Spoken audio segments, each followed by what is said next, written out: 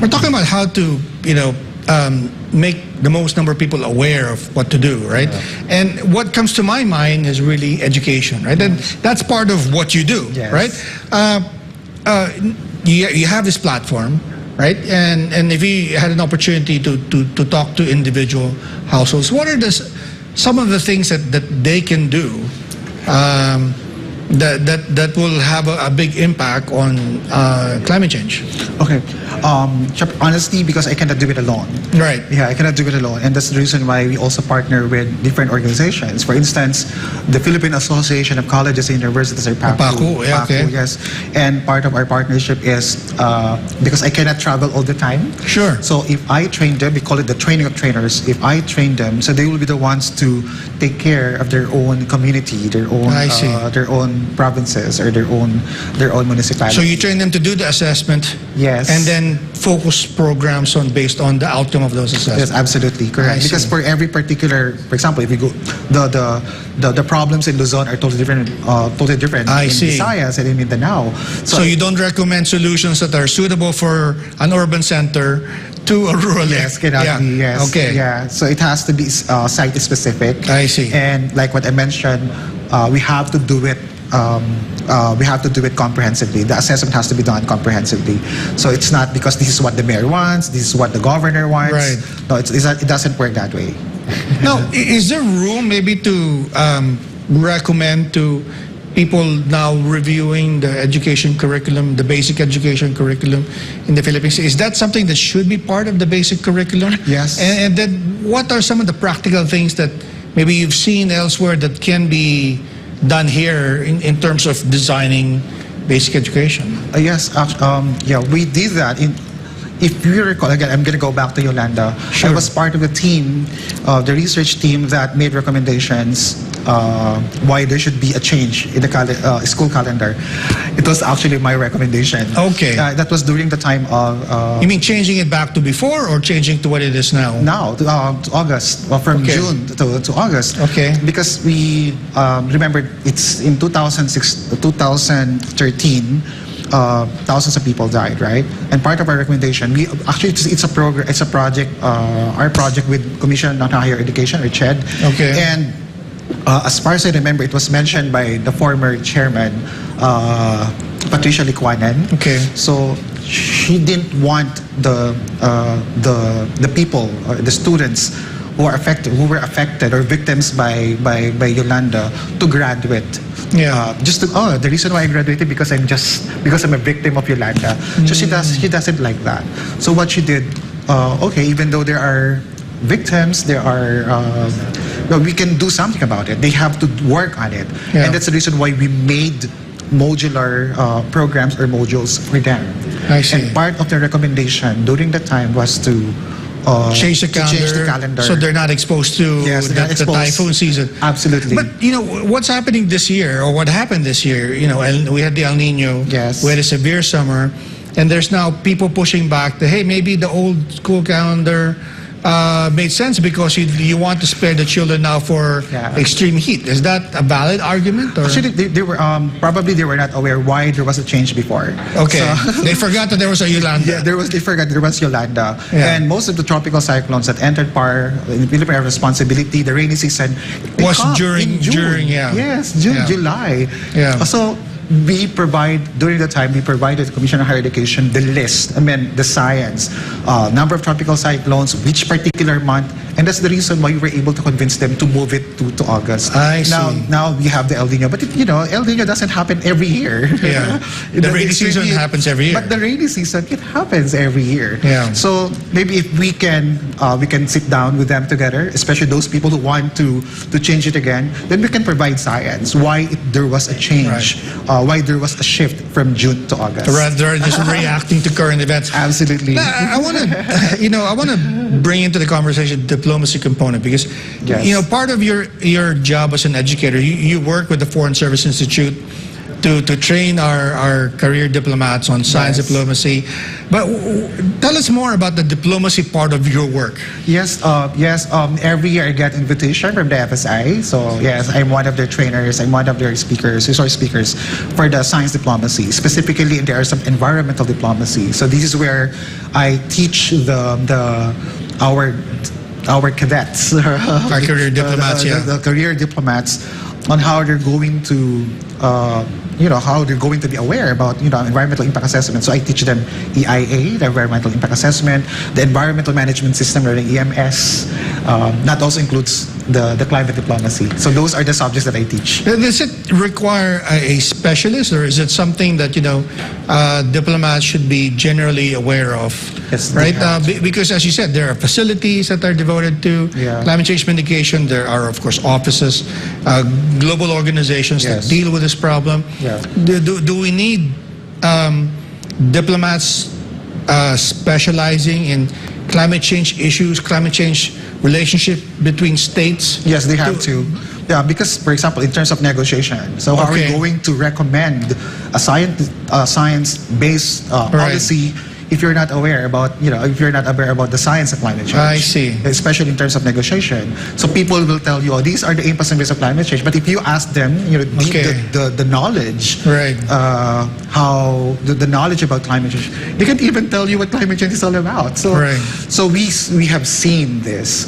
So sorry to say, but Yeah. we have seen that they are not that knowledgeable enough. So, Right. yeah, and that's So- the reason why. It has to be integrated in the FSI.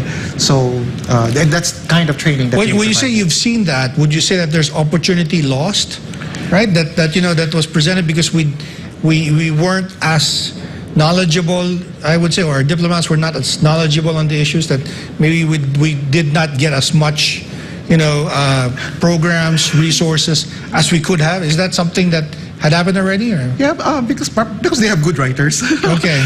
They have good writers. They have good researchers. But Okay. like what I mentioned, it's not enough. What if somebody I asks see. you, right? What if you're there, what if somebody asked you the details of it, and you cannot answer them? So it's not really good Yeah. for the country. But does diplomacy part, does that merely require our diplomats going up to big polluters like, say, maybe the United States, and say, the UN says you're supposed to be devoting 1% of your GDP to poverty and climate change, right? And you're not doing it. Is that what should be done by our diplomats, or? Yeah, because I mentioned that we have an organization, the Right. ASEAN Science Diplomats. Now, Congratulations on that award, by the way. Oh, thank you so much. Yes, Okay. thank you. Yes, we have the ASEAN Science Diplomats. So I mentioned that we provide trainings to our outstanding scientists and engineers, not just to use science, but these are the people who are going to help their policymakers to use science in their policy making. So that's part of what we have in the ASEAN Science Diplomacy Program. So one of my ASEAN Science diplomats is now a Director General in Cambodia, in the Ministry of Ministry of Science and Technology. So some of them are now they are no longer scientists. I mean, they're scientists, but they are now with the government agencies. So that's one thing. And like I mentioned, I don't know if I mentioned this a while ago. They come here every year for the Okay. training. And part of the training is I expose them to the communities, I see. because I told them, so how will you develop, or how will you recommend a policy if you don't know what is happening on the ground? Right. You start with the grassroots level, so now they know what they're going to do. I'm just curious. Do you ever encounter a situation where you go to the grassroots, and then they rebuff you because that's the problem in Metro Manila, that's the problem in Other countries? Other countries, we're doing okay. How do you convince them to participate? How do you convince them to be on board? Yeah. Are you talking about the science diplomats? No, or- talking about the people in the grassroots. Actually, every time we go there, they're happy. I do not know, probably because Okay. I'm a clown. Okay. But I perform funny antics during the training. Okay. But like what I mentioned, aside from that, it's about touching their hearts. So every time we go there, we see to it that we have to establish that connection. Okay.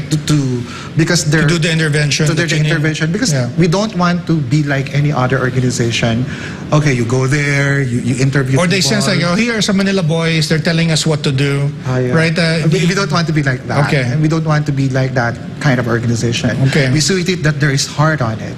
Okay. The approach will be a connection, a heart-to-heart connection with our stakeholders. So may they be local government, may come from the local government units, from the academy or from the local people. We see to it that there's a connection between us and the people there.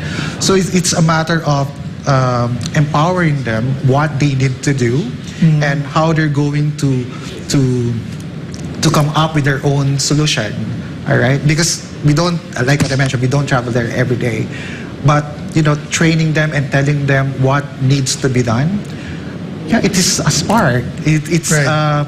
It's stimulating their passion that they can make a difference, whatever their status is. Right. So that's very interesting.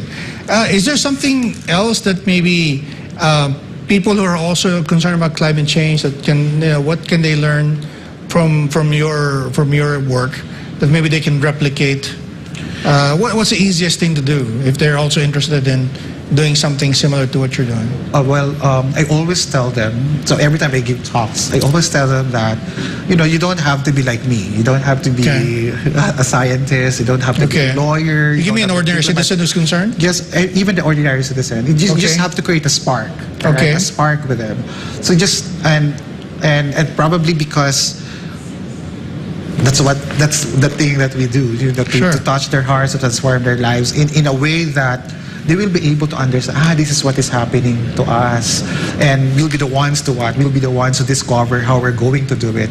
So can you distill that into maybe a simple recommendation? I mean, for example, we've written in Manila Times that maybe one of the things that needs to change are consumer behavior, which we talked about a little earlier, that maybe we need to be a little bit more cautious about how much we consume, right? I mean, we talk about renewable energy and all of these other good things, but if we don't change the way we consume, then we're going to be in a similar boat regardless of these major interventions, right? Is there something that ordinary people can do, you'd like them to do to make a difference? Yes, it really depends on the sector. For example, Manila Times. So before I make a presentation, I mean, okay, this is for Manila Times, so I need to do some initial research about your company, and so that I will be able to connect. It's really very hard to, for example, I'm doing other things and you're from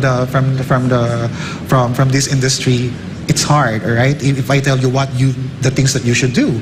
So I always start with I do research about the company. So before I make a presentation, and that's where I start. That's where I start with the connection. That's interesting. You just don't go in with a set of recommendations. You talk to them first. But Glenn, it's been a pleasure talking to you as always. Yes. Very interesting work that you're doing. Thank you. And before we go, maybe you'd like to leave a brief message for our viewers. Oh wow! I think a brief view. Okay, an advice. Well, if you really want to make a difference, I think I mentioned this. You don't have to be a scientist. You don't have to be a lawyer. You don't have to be a politician. You don't have to wait. I mean, you have to act now. So you keep on inspiring a lot of people. Like for example, in the Climate Smart Philippines, that particular program is more than science, more than technology, more than innovation. It's really about connecting to a lot of people, inspiring them to make a difference regardless of their status. And one last time, before you said, where can they go to get more information? What's that? So they can go to our Facebook, the Environmental and Climate Change Research Institute. Okay, so, Glenn, thank you very much for your time. Thank you, and I'd like to thank our viewers watching this program today and those watching the replay. I'd like to thank also Pastor Apollo Kibuloy for making this program possible. This has been Business and Politics. I'm Dante Klinkang, and I will see you next week.